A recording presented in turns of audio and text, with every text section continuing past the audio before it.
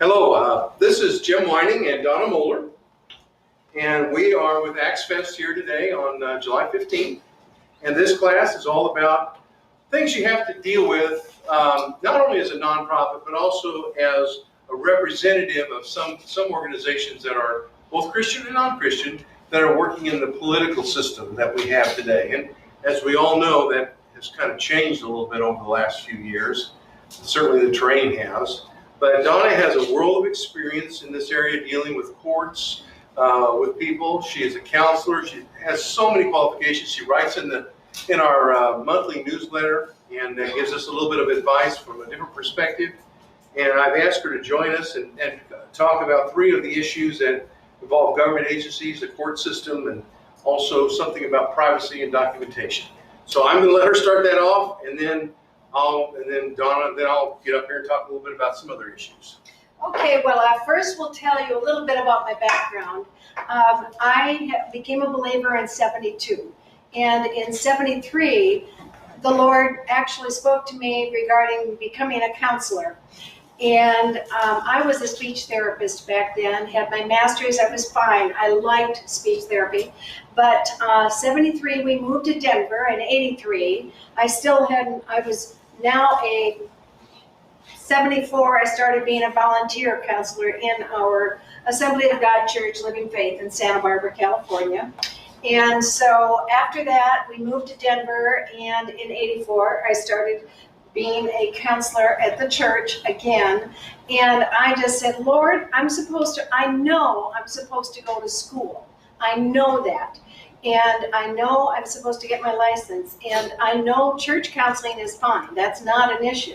But I wanted to follow what the Lord had told me, because what the Lord had told me through a guy, Mario Murillo, told me, what I want you to do is I want you to go to school, get your degree, hang your shingle, and preach Jesus. So that's what in 1983, I'm saying, Lord, it's 10 years now. What am I going to do? And so I continued, and in 1990, I started my schooling at Liberty University, and it took me only 6 years, a 2-year program, 6 years.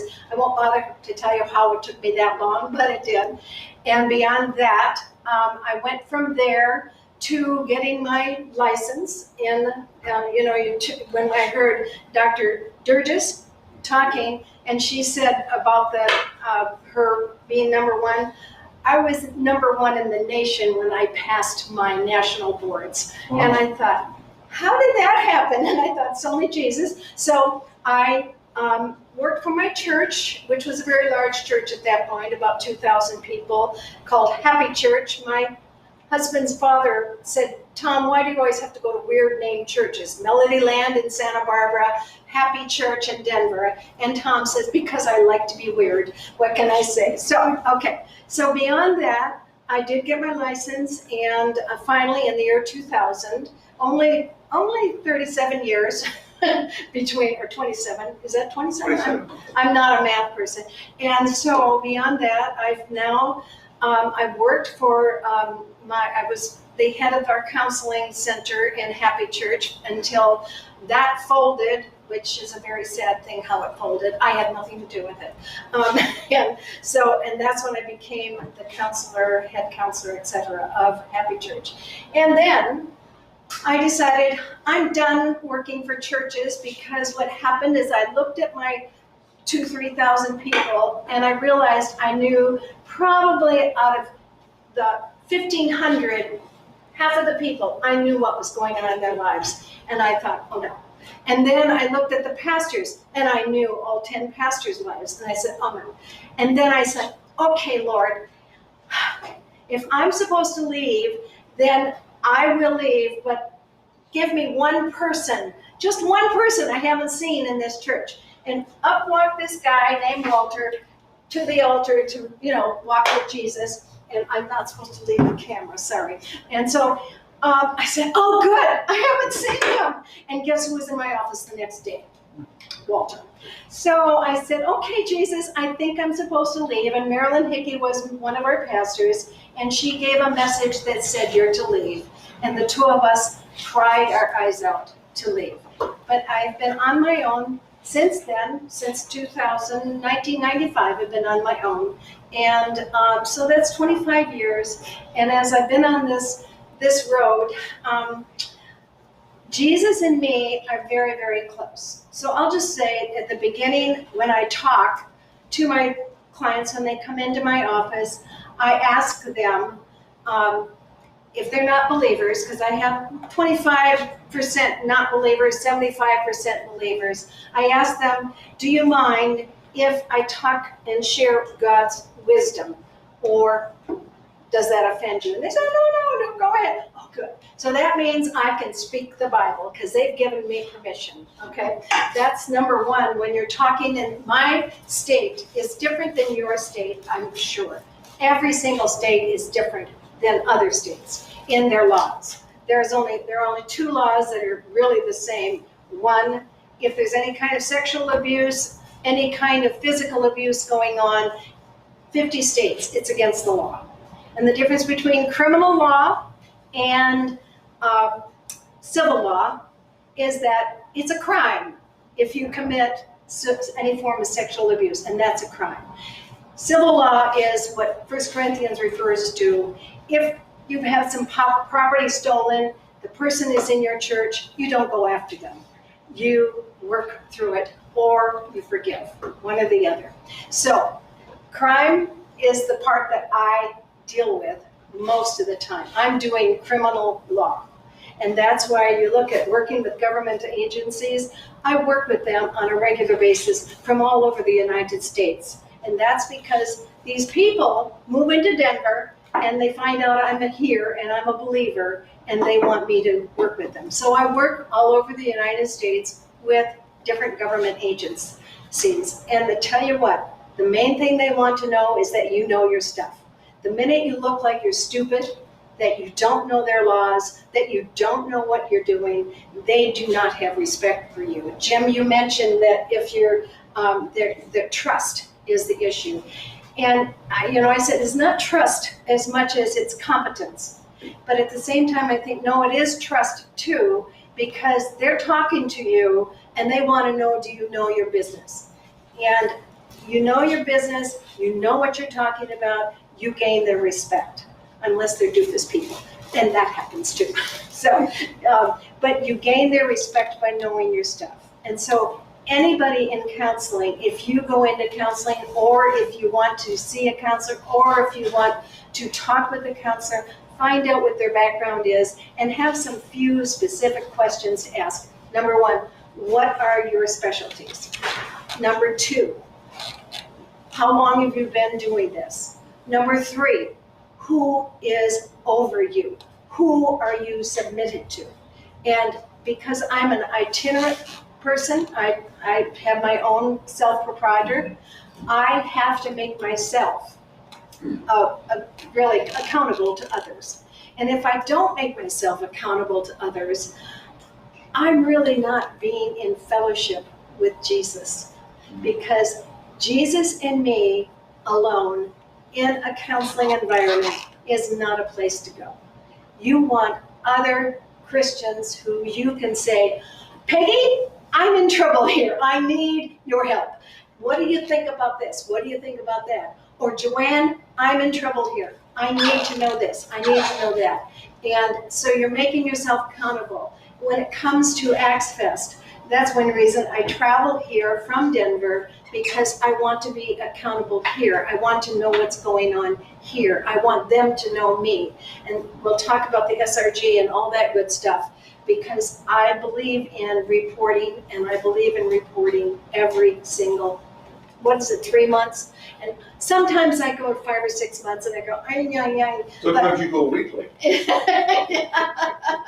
So here we are. So working with government agencies, number one, know your stuff. Number two, know what the laws are. If you do not know what your state laws are, you will trip up. I take an ethics course every other year, because you talk about timely and all that. Digital is now the way to go. Everything is virtual. And you know why that happened? COVID. COVID, before then, it was against the law to do virtual. You could not, I mean, you could have a phone call, but you couldn't do anything when it came to Zoom or anything like Skype or anything. You could not do anything like that. That was against the law. Then comes COVID in March, and suddenly my board, Dora, says, maybe we can do this. And really, I believe that is one of the best things that came out of COVID right now, because there are so many people that cannot, you talk about what Dr. Georges was talking about, they can't get to me. They can't get to people. They're afraid to go out. They're afraid to travel that far. Some are, they're older and they don't need to travel. It's very difficult for them. And so I have now the opportunity to really counsel people all over the state of Colorado, which is another thing. You cannot go into another state and counsel unless you have been certified by them. Every state has a different set of education laws and all that. So I would probably, if I go to California and I start working in California, I would have to do probably another 12 to 18 hours of education because of that. That's okay. I'm not complaining. I'm just saying every state is different. And when you're working with government agencies, I enjoy them actually. And we email regularly. We have emails back and forth. Some of these people, I wish I knew them personally because their emails are fun. Their emails are helping me. Their emails are very supportive. So working with government agencies, as long as you know what the rules are. Now the rules in Colorado have changed because our governor is a homosexual. We have a wife that's a man, and you didn't know that? Glenda didn't know that, okay. But yes, and we call him Father Jerry, or we call him Uncle Jerry. And, but he has changed the laws regarding what I can say and or do in the state of Colorado regarding homosexuality. Now that's okay because I already figured, I saw this coming down the pike, so I already took some courses as to what to do with my faith and the person who is not of my, with the alternative lifestyle. That's what it is. So I was already, and my first couple came in, a woman and a woman, man and wife, and as they came in, I was able to share my faith. I could share my faith.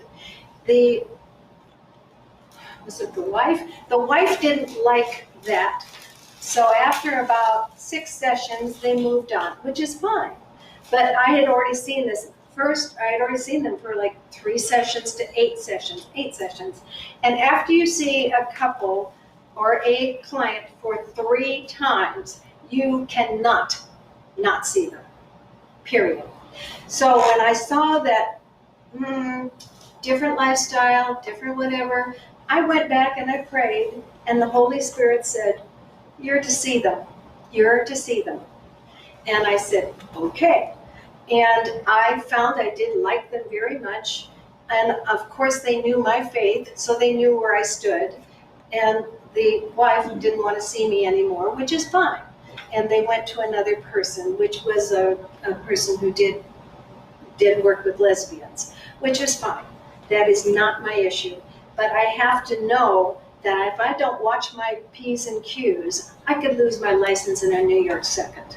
And I'm telling you, I worked too hard to get my license, and I'm not going to lose my license. And that is the rough part about when you have your licensed professional counselor, LPC, in any state. You must follow the Colorado laws or the California laws or the Missouri laws. And if you don't, you will lose your license. Anybody can report you for any reason at all. And your board says, oh, by the way, Mrs. Moller, would you please, I've had to report 3 times to my board for something I did not do, and I was okay with all that. It's a pain to put all that work together. Just a pain. So given working with them, I just know that it is a blessing to see people come in. Now, what Dr. Durgis talked about, and I will talk about too, when my people can't afford, and I know if they can't afford, I mean, I know, the Holy Spirit says, don't you dare, kind of thing. Don't you dare ask a penny for them. And I'll say, okay, Jesus. And they get the very same treatment. They don't get any less treatment because that would be wrong. Morally, ethically, as a Christian, wrong. So I see many, now Tom thinks, my husband's Tom. Tom thinks I should be wealthy beyond my wildest dreams because I have a very active practice. And I said, no, dear. No, dear, I'm not wild. And there are those who insist on paying me my full thing and full fee, and those I won't take it at all. And I also have insurance, which is another reason that works. And if they can't afford the copay, that's okay too. They don't have to do that because I know that my people that I see are more important than that little piece of money coming in. I'm sorry, it's just not that important.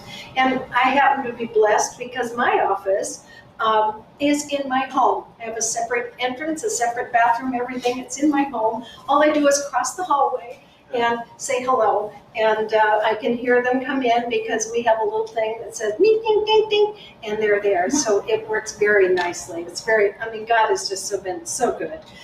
Then you talk about working in the court system. Nobody should be afraid of going to court. As I told this to Jim right before we started. I know my stuff better usually than the lawyers and the judge. And one of my court cases, there was a notebook that thick, and the judge is trying to. Is that what it is? Yes. A brief? See, I Doesn't look brief, but that's a brief. It's a brief. Yeah. And he's looking. I said, it's on page 62. And he says, oh, well, thank you.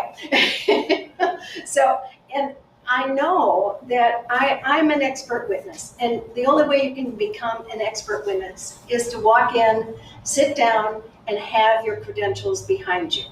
And then they want to know, where'd you get the credentials? I got them from here, here, and here. And then they say, she's an expert witness. It's that simple. And then you just keep going, and you are this expert witness. I've been an expert witness before I got my license. So it's the court system. It's not scary. Just know that you're not talking to your friend when you're talking to a lawyer, and he's attacking you, he's tearing you down, he's ripping your little face off, and you say, Attorney Smith is not a nice guy, you think. And you say, so Jesus, what do I do? Jesus, what do I do? And Jesus is right there all the time. And I can tell you, I've never had one of my clients taken to the cleaners, ever. Because when you know your stuff and you're up there and you're defending your client, you are going to know your stuff, period. Not one of my clients has ever lost in a court case. Yes, and so it's really a blessing. And you have the privacy issues on documentation. Any other things? Okay, privacy issues on documentation. If you so much as even say, by the way, I'm seeing Jim Wining, or someone says, by the way, Pam, is Jim? I'm talking to you, Pam. Yeah, I am. So okay. You come to me and says, is Donna seeing you? Now you two are married. And I say, I can neither say anything. I can't tell you. I cannot tell you, even if you're married, whether I'm seeing the spouse or not. Skips over HIPAA. It skips, actually HIPAA, no, HIPAA is not skipping. HIPAA that's part of it in HIPAA. HIPAA, are you familiar with Health Insurance Privacy Act? HIPAA is actually Colorado's more stringent than HIPAA. And I could get away with murder with HIPAA if I wanted to, but not in the state of Colorado. I would lose my license. And so HIPAA is something we look at and say, okay, but if you have, and I've got my little I've got my little thing that it's 3 pages long that they read and they sign off, and then I have to have that they've been given a HIPAA thing, and they get that, okay. And once that's done, I am never allowed to say a single word about a client, ever. And even when my client says, "Oh, I don't care, you can tell her that, that's fine. No, I will sign it off. Now there's only two ways I can talk. Number one, they sign off, and I can talk to Mrs. Wining about Jim Wining, because Jim has signed it off. I can talk then. And I can say, Pam, he's miserable. Get rid of him. Oh, that's another thing. As a counselor, now, I don't know if you've heard counselors do this, but do you know that it's against every ethical code to promote divorce? Every ethical code it's against, including my ethical code of American Association of Christian Counselors. It is against the law. But how many counselors do that? You know, it's just, I just think, okay. And I really do have a lot of people come to me after they've been told, you know, it's time you left your husband. Your husband is really a snot, or worse. And I'll say, not a snot. He's maybe misguided, but he's still a human being, and he loves you. It doesn't act like he loves it. No, he married you. He loves you. That's final. So, and the last time I went through this, I just was able to let this woman go, and because I said, you didn't come in for your appointment. You didn't call. You weren't there for Zoom. And she said, I forgot completely about that. And I said, that means you're pretty much done, because most of the time people are like this, I need to see her. And it wasn't that way with her. And I said, you're pretty much done. And how are things with your hubby? And she says, they're wonderful. They've been wonderful for months. And I said, yep, I thought so, because the first time, oh my gosh, the guy was absolutely bonkers. He was bonkers. And I didn't put her down. You don't put her down, you don't put him down. You lift him up, you lift her up, and the marriage succeeds. Do you know, it's the most exciting thing to see a marriage turn around. Just so exciting. So when you're looking at this, so the privacy issues with documentation, never can you release anything without, and I said there are two ways. The other is it must come from a court order. And a lawyer isn't good enough. I don't know how many times I said, and I'm telling you, I'm really very confrontational with lawyers. And if there's anybody here, you know, you haven't talked to me probably, but I will say, I'm not giving you any information about this because, first of all, my client hasn't given me permission to. Second of all, you're not allowed to do that. I am a lawyer. I am an attorney. Blah, blah, blah, blah. I said, I don't care if you're God Almighty, you're not getting anything unless you get Judge so-and-so to sign it over. And that's kind of how I talk to people when they're like that.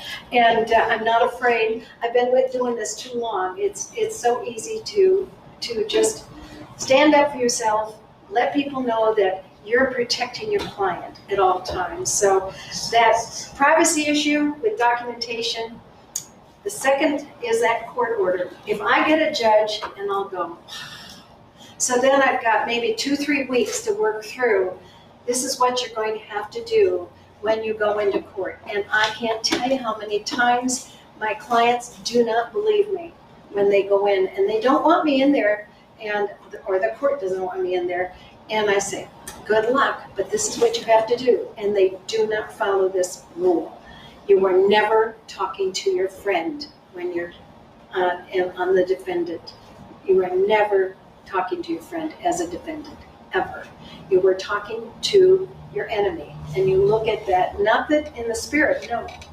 And then when I get to share my faith, this is where I get tears in my eyes, because I'll just end with this, sharing Jesus. I'll just give you this one person. 2013, she came in, crying her eyes out. I'm a mess, I'm a mess, I'm a mess, I'm a mess. And I said, yeah, you are. I don't disagree with them. And the parents had found, she was in her early 30s at the time, parents had found me. And they said, would you please see our daughter? She's not a believer. She's married to a guy who is a Jewish guy who is an absolute anti-Christ person. Sure, I'll see her. So I started seeing her, and guess what? She did divorce this man, not because I told her to, but she says, I can't stay married. He actually put her in jail because he made her look like she was the abuse victim. She was the abuser. And the police saw it, and she was outside talking to her dad all this time while this fellow was messing up the apartment, scratching himself up and saying, come up here. And so she did, and she got hauled away to prison jail for about 5 days. No, more like 2 weeks. So, but beyond that, going through this, honey, you're not going to get through this because she had brain damage, all kinds of things from a car accident. You're not going to get through this without Jesus. You are not going to get through this without Jesus. You are not going to get through this without Jesus. And I don't know how many different ways I said something like that over the years. 2018, remember, started seeing her in 2013. 2018, she became a believer. And she is so on fire for Jesus. And now she's married to a man who is absolutely on fire for Jesus. And it is so fun to see those two enjoy each other, laugh with each other. I stopped seeing her in 2019 because she became my neighbor. And I said, dual relationship, I can't do a dual relationship, sweetheart, so I'm going to have to, but I want you as my neighbor. I want you as my neighbor. And she's just an amazing lady. And she doesn't need any counseling anymore, but she is just, it's so exciting. And when you share Jesus all the way through, Jennifer, Melinda, Cassie, whomever you're sharing Jesus with, if they know they love you, that you love them, it's pretty much an easy go. It pretty much is an easy go. So pretty soon they become believers. My last one, I started saying this is my last one. My last one was her, this one, she wouldn't let me pray with her. She was a believer, but she would not let me pray with her at the beginning of the sessions. And about 6 months ago, and I started seeing her back in 2016. She was one of my abuse victims. She broke down crying and saying, thank you for leading me back to Jesus.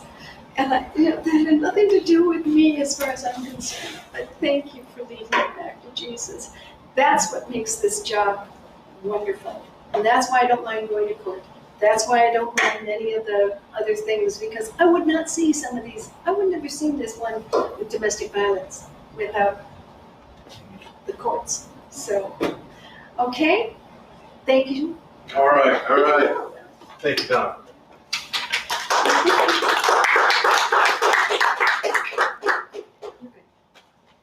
Well, I'll make my half brief. You saw her commitment to not only her client, but to Christ. Really delicate balance, isn't it? Really delicate balance. And the one thing I want to get across today, and I want to make it as clear as possible, this is not the country we grew up in. I love America. I love driving around and seeing places that I saw as a child. But things have changed, and our responsibility as pastors, as nonprofits, as counselors has changed drastically. Whether you're in a music ministry, in a counseling ministry, whether you're providing a social service, but the minute you use the word of Jesus, they're after you. They're waiting for a mistake. Well, this is just a tad bit OCD, not much. I was thinking about that too, Jim. Burgess had put You that. overdid it. Am I pretty straight now? I went too far. Too far? Need to go back a little bit? Right. Oh, That's worse. how's that? That's good. That's Cheers. close enough. I'm more OCD than he is. You know, when I became president of Acts Ministry, I realized that I was not the same character as Paul. Isn't that surprising? I know. And I'm a bean counter, and I am a detailed person. And I always wonder, why in the world am I here? Because people that I really enjoy are spirit-filled. They have it. It's like this morning, for those of you who, it looks like a wholly different crowd, doesn't it, from the Blackwoods crowd we had. It was, Donna and RW, I mean, the music, I just felt like, man, I was a kid again and I was enjoying Jesus. It was so neat. It reminded me of the days when we used to go to Oklahoma in Tulsa, and Oral Roberts would have revivals there. And Oral Roberts was Methodist in those days, and we were all Pentecostal Methodists. It's hard to believe. I know most of you out there think, what are you talking about? Well, they did exist, and we had so much fun, and we felt so good, Now, I'm going to say some things that are serious. First thing is, you might as well, if you're a pastor, if you're in ministry, if Jesus Christ is part of your life, you've got a target on your back. You have a target on your back. And I want to say that as kindly as I can. Now, you may think doing like this, Dr. Durgis, who's a wonderful lady in the Word of God, and she's a Latter-day Saint, by the way. You would think that person would never have any difficulties. Well, let me tell you something. With all the wonderful works that she's had many difficulties, mainly because of jealousy. There are people like her all over the world who are serving God, who have difficulties, not because they're doing the wrong thing, but because they're doing the right thing, but they're not doing it the way they're supposed to be doing it under certain guidelines. One of those guidelines is a big word that she mentioned. And I want to encourage every one of you, and even those that are listening, and I know I have the list of the listeners because I'm a detail person, you know that. And by the way, it's cheaper to be here than being online, because online you have to watch all 5 classes. That's $125 versus $75. So it's a big bargain, okay? You have to prove accountability. Accountability. You have to prove, and I know this is crazy, that you're not walking around preaching and just walking and taking tons of money from people, putting it in your pocket, and not reporting it to the IRS. And that you really didn't go out and preach. You really went down there to gamble. You really didn't go out there to preach. You really went fishing. Well, you really didn't have a revival. You went out there and had a big beer party. That's the mentality here. You wouldn't believe the cynical questions I get about you. About you. And I'm sitting there thinking, where would this come from? How could you even think that bad? And so, 2 things I notice on people. I want to encourage people. I created what was called the SRG, and I know people don't like it, and I know I've had to eliminate about 75 pastors because they just can't get it. And I am not going to beat you over the head for it. All I'm just going to tell you, the best proof you have is me. The best example of who you are and what you're doing is me. Because they will go to the Missouri, they will find out, they'll see Acts Ministry, they'll find out who the president is, they'll find my phone number. I finally found out how they got my phone number. I finally found that out. They'll call me up and they say, is Steve McAllister a licensed pastor with you? And I'll say, well, yes, because that guy is always bugging me for something. So yeah, his name's on my mind. Yes, he is. Well, has he been really going over there and doing a radio program for the ministries there? Well, yes. In fact, you can go to Facebook, go to Silver Lining, and see his shows. We have evidence. You know how quick that stops? You know how quick the inquiries come? Because we have evidence. You have me, you have a video, you have evidence. She writes an article every month for the Acts Ministry News. We owe that to late Jackie Scott. And that's evidence. That's accountability. And you think, well, who really calls up? Well, I'm going to tell you something. We get government agencies call up. We get federal agencies call up. They want to know about if they're an active subordinated ministry. They want to know if we have reports. They want to know how much contact I have had with them. You know, do I have a Donna who's on the phone with me pretty frequently, or has reports? She says she does a great report. Dr. Paul Collins, that guy does a great report. You give a good report. He puts it in a card. It makes it a pleasant experience. A little card. That's neat. I'm going to tell you something. Where does that go? I don't throw anything away. That's my wife. It goes into your folder as your evidence and a proof of your service in the ministry. And that is invaluable. Now, in the old days, many of you may know this, and I'm certain Billy does, pastors, when they got their license and became ordained, were also automatically, in 22 states, they were notary publics. Why were they notary publics? Because they were recognized for their trustworthiness, the fact that they were reliable, and that, important, they would never lie. And so when a state had such huge boundaries and they couldn't check everything off and give confirmations, they used licensed pastors. That's how important when someone says they're licensed as a pastor, or they're an ordained pastor, or here's the next category that really bugs government agencies, and that is a non-profit. Worse yet, a religious non-profit. Well, they're just selling a pig in a poke. There's not really anything they're selling. And then all of a sudden you begin to tell them what you're doing and how you're doing it and why you're giving them counseling, you're giving them food, you're giving them information, you're giving them, and all of a sudden that value is there and can't be denied. These are the corners that we live in today. And there's a lot of things in society that I don't like. But I realize that for me to change it, I still have to have a voice. And I'm always talking about the stream. Social medias, you have a program. We're on 6 platforms. You have a stream, and you're maybe open.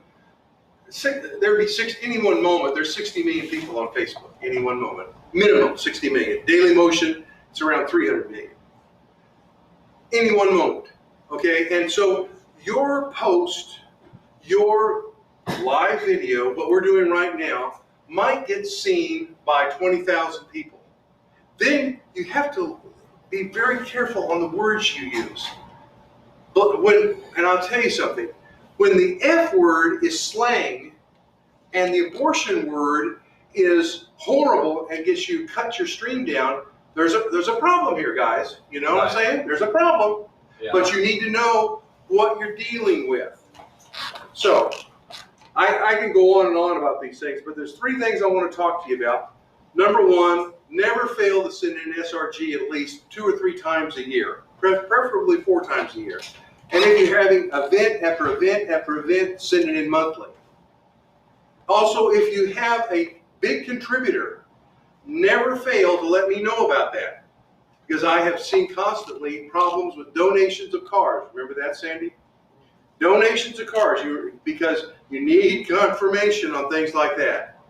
Very tricky, very tricky. Now, let's just say you receive a donation from a church, from an individual, and he wants a tax deduction. And he says, I don't want to write the check to you, I want to write the check to the church. You can write it to Acts Ministry, we turn around and give it to you as a contractor of Acts Ministry. You don't lose a dime. But it does give them the tax write-off, and it also gives you the freedom to prove your 990. By the way, you prove your 990 and your 1090. a 1040. You want to prove that you're an independent contractor. You know, you don't want to go the whole year and just do cash. You want to prove that you're an independent contractor. Maybe not very much, but prove it. You also want to prove that you're having supervision by the SRGs. The SRG stands for three things. Who knows what those three words are? Service, giving. Serving, reporting, and giving. Serve means do something for Acts Ministry to prove you're connected. When I say report, send in your report. What's going on? What's going on in your ministry? And if nothing is going on, put in the word nothing. But I'm going to tell you something. You have to really push back and think, is there nobody I talk to about what I do as a Christian? Because it's usually not nothing. It's hard for me to go to a grocery store, ask my wife, and not talk to a person about, their life. And I don't even like to talk to people. And I still do it because God pushes me into it. But service, report, and giving. Giving, okay. People say, well, Jim, that's all he's ever interested in is money. No, but money is an important factor that proves you're connected. It proves that you're paying for supervision. It proves that you recognize authority. And that you're not out there independently running, collecting money, and playing games with the nonprofit, not paying taxes. Because in their minds, you don't have to pay taxes. You don't have to pay sales taxes. You don't have to pay income taxes. That, you guys are just living off of free money. Well, when I send in, and then finally, I want to encourage everybody. Never send in a card. Right, Sass? Never send in a card. They lose them every time. When you do your reporting as an independent contractor or as a subordinate of Acts Ministry, never send in a card. Do always a 990 EZ. Doesn't take much. And you don't have to hire an accountant to do it. And it works. Because, and you can have an accountant do it. I usually have an accountant just double check my figures for Acts Ministry. But that is important to send in. When you send it in to the IRS, you have to do it by June, send in a copy to me. Why? Because if they have a problem with you, they don't call you first. They call me. I know that doesn't sound right, but they do. They call the support, they call the supervising ministry, whether it's a minister, a nonprofit, a ministry, they always call us first. They want to confirm what they think is coming from, and that's our job as a third party. We're doing a third party confirmation. So when you look at your responsibilities as a nonprofit, it's not that important. It's just three things. The SRG, when someone asks for a tax deduction, you can give them a tax deductible certificate. You put on there your EIN, and underneath there our general number, 3489. Bang, it's done. And you should do it if it's a significant amount of $500 or more. You should send me a copy. Oh, 1,000 really. We used to do 500, but I think 1,000 is probably nothing. Probably is going to get questioned under 1,000. Those are the kind of things, and then annually do your 990 EZ. Remember, accountability is the key, and also, whatever you think your decision is on doing what you're going to do, if there's any doubt in your mind, and this is very important, I'll end it with this. If there's any doubt in your mind that what you're doing could be misconstrued, that it could be possibly done for profit purposes, that you're going to have significant gain, don't do it. You're not when you're involved with it, it's just like people, I say, don't join a nonprofit to make a salary. Forget that. I don't take a salary. Don't do that. But if you're doing a nonprofit, you need to, if there's something that you're taking on, make certain that there's no way it could be accused that you could make profit from it. Because then you're opening up the nonprofit for being a taxable entity. And nonprofits are not favorably liked. By the way, on nearly all the countries of the world, there is no such thing as a nonprofit. Anyway, I probably went off the camera there. Yes, you did. I know. Say hello. Matt back there? No. Uh-oh, he's taking a break. Uh-oh, yeah, he is. Oh, did I go off the camera? Huh? No, I didn't. He fell asleep on me though, didn't he? Uh, But he said it's in his SRG, so he's okay. You know? And anyway, any questions for me or for Donna? Really? Any other questions? We've got a couple of really neat things to do. The talent and the music show, music competition to do this afternoon. And I don't want to delay that, but if there's something else you guys want to know, any laws, changes, nonprofits, I try to keep everybody informed. As you know, most of the nonprofit guidelines in Missouri have not changed this year. The guidelines as far as, and I just I want you to know this, there are several states now that are requiring educational requirements from third-party institutions to maintain licensing. And I'm waiting to see how that's going to pan out. They're doing that now in New York and Massachusetts. And I think those are the two states. As you know, when you're licensing an ordination done by a third party, not by a practicing church, has been an authorized party from day one for licensing. So that's what Acts Ministry has done for 27 years. Any questions? Boy, you're either melted or I'm really boring. I know Donna was more exciting than I was, that's for sure. Okay, let's take a brief break while they get set up for the talent shows. Thank you. Restroom, water bag.